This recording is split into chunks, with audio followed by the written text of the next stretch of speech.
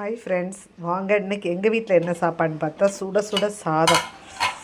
இப்போதே வடித்து இறக்குனேன், அதனால் அப்படி இருக்குது.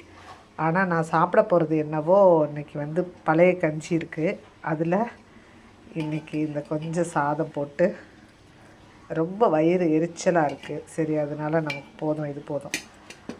அதுக்கப்புறமா இது ரொம்ப நல்லாயிருக்கும் இந்த வெயிலுக்கு. என்னென்னா அதுக்கப்புறம் தயிர் நல்லா கொஞ்சம் நிறையா விட்டுக்கலாம்.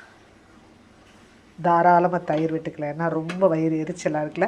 அதுக்கு என்ன தொட்டுக்கன்னா மோர் மிளகா, அதுக்கு மேலே வேணும்னா ஊறுகாய் பாருங்கள், லெமன் ஊறுகாய், அது கொஞ்சம் வச்சுக்கலாம். லெமன் ஊறுகாய் கொஞ்சம் வச்சுக்கலாம் ஓரமாக. அதுக்கப்புறம் ஸ்பெஷல் பாருங்கள், பாவக்காய் தொக்கு பண்ணியிருக்கேன் பாருங்கள், செம்மையாக இருக்கும். இன்றைக்கி இந்த கஞ்சிக்கு நான் இதுதான் வச்சு சாப்பிட போகிறேன். அதுக்கப்புறமா சாப்பிட்றதுக்கு கொஞ்சம் நேரம் கழித்து சாப்பிட்றதுக்கு கொய்யாக்காய் கட் பண்ணி வச்சுருக்கேன். சாயங்காலந்தே பையனுக்கு சாப்பாடு செய்யணும். இப்போ இதுக்கு உப்பு போட்டுக்கலாம்.